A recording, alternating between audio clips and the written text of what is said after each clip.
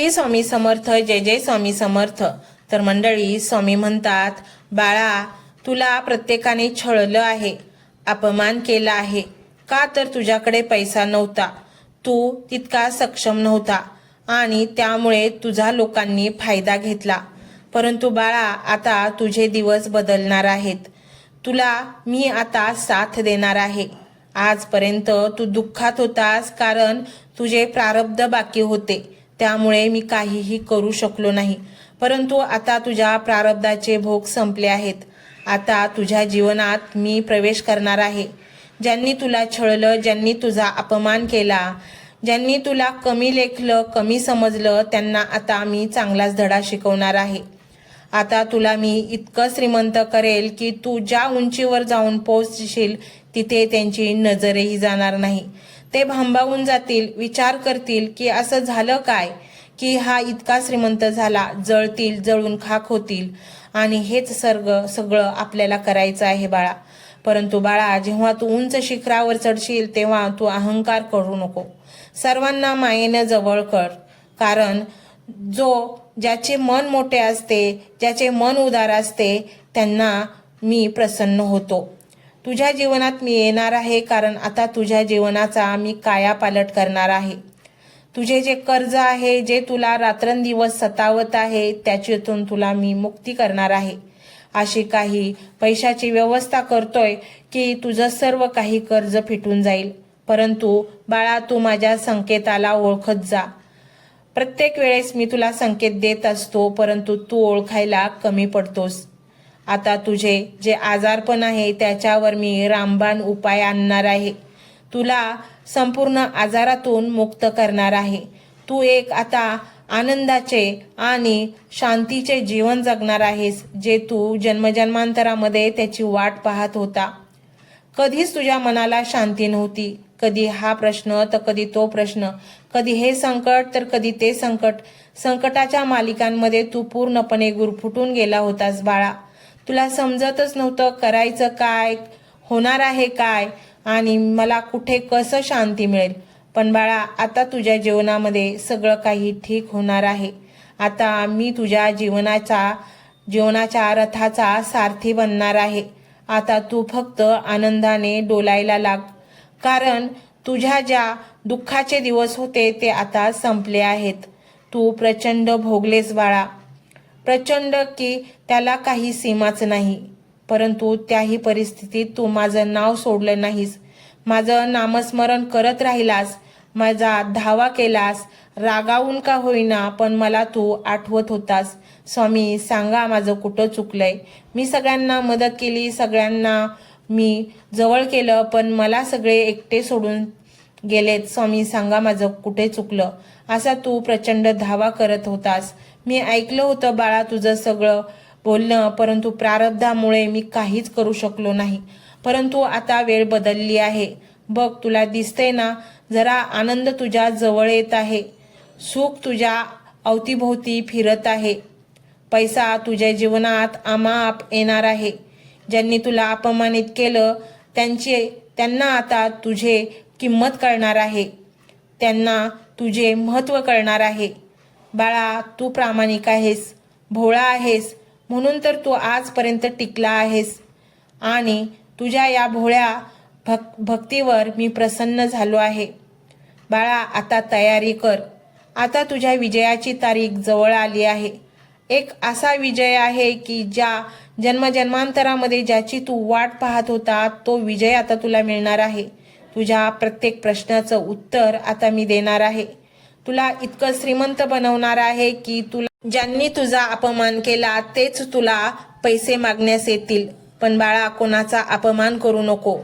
आणि हे सगळं मिळणार आहे फक्त हा मंत्र तू संपूर्ण ऐक. एकदा का हा मंत्र तू संपूर्ण ऐकला की तुला ते सर्व काही मिळेल जे तुला पाहिजे आहे. बाळा, ह्या मंत्राने तर मी प्रसन्न होणार आहे. माझ्या त्या सुप्त शक्तीला तू या मंत्राने जागृत कर आणि तुझ्या जीवनात हा पूर्ण आनंद सामावून घे.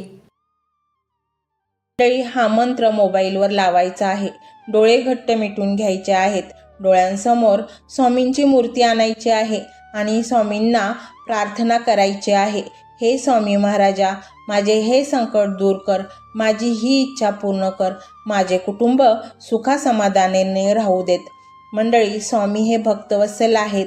ते भक्तांवर खूप प्रेम करतात. त्यांनी आपल्या भक्तांना बाळ मानलेले आहे आणि आई बाळाची इच्छा तर पूर्ण करणारच. त्यामुळे स्वामी तुम्हाला नक्कीच मदत करतील.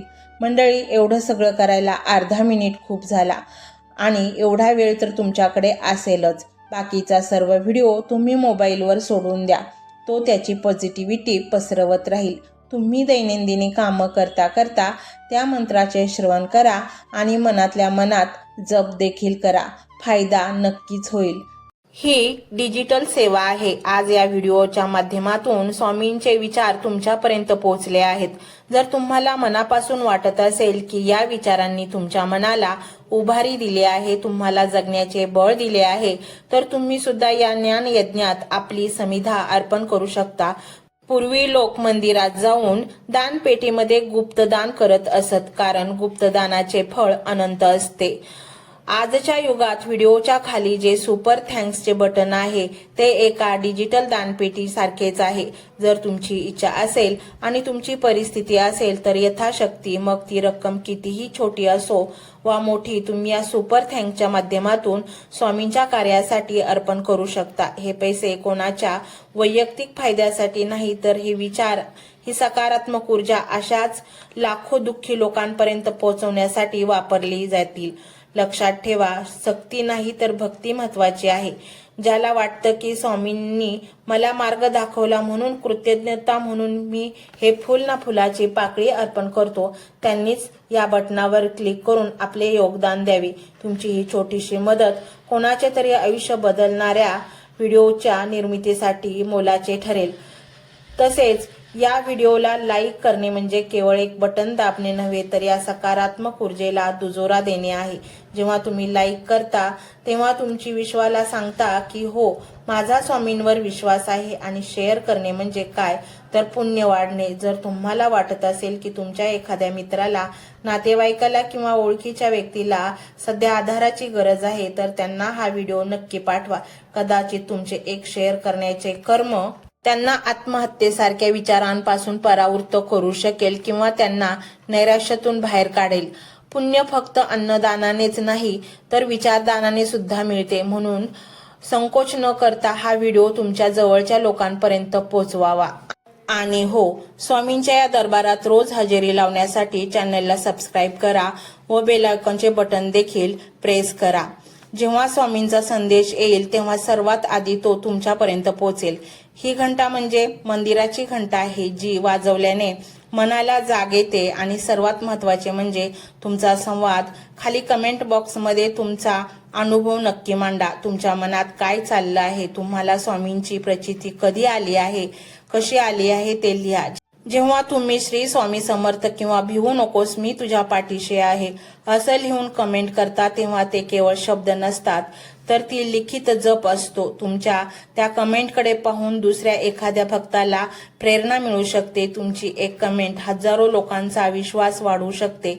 त्यामुळे लाजू नका, मोकळ्या मनाने व्यक्त व्हा. इथे कोणी कोणाला जज करत नाही. आपण सर्वजण त्या एकाच माऊलीचे लेकरे आहोत. तुमचा हा प्रतिसादच या कार्याला पुढे नेण्याची प्रेरणा देतो. तर पाहूया तो शक्तिशाली रहस्यमय मंत्र काय आहे. तो मंत्र असा आहे: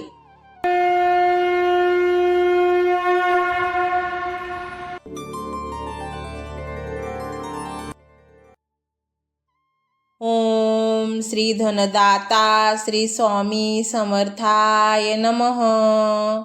ओम श्री धनदाता श्री स्वामी समर्थाय नमः. ओम श्री धनदाता श्री स्वामी समर्थाय नमः. ओम श्री धनदाता श्री स्वामी समर्थाय नमः. ओम श्री धनदाता श्री स्वामी समर्थाय नमः. ओम श्री धनदाता श्री स्वामी समर्थाय नमः. ओम श्री धनदाता श्री स्वामी समर्थाय नमः.